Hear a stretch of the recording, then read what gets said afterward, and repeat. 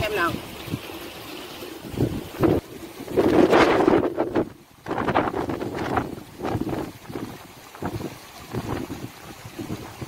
Đang kia chăn hết nước nhà mình rồi.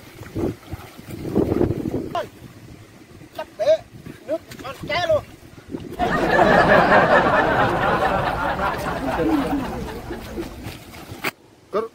Mày chăn được nước rồi.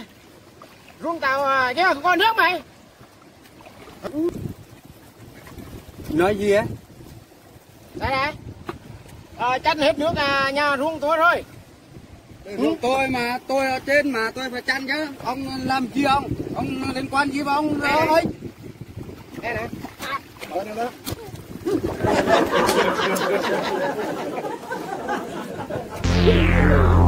Sao thế?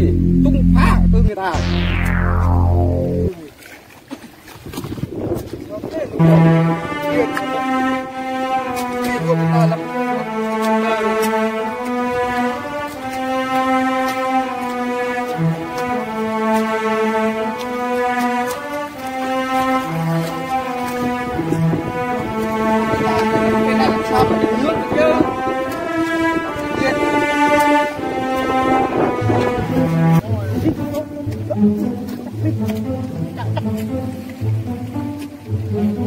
Ơi!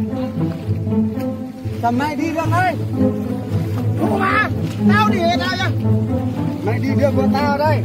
Con Chăn hết được rồi. túi này làm gì? Tao đây sợ. Mày không sợ ai? Ủa mà tao đéo sợ. Chứ ai? Mày qua đây mà chứ ai? Ủa mà tao như mày đấy. Ê! Mình nha! Thằng điên này đi đường đây đây! Ai chơi ai? Tao không sợ tôi đâu. Tao hả? Tao đâu. Tôi không sợ tao. Đủ má ơi.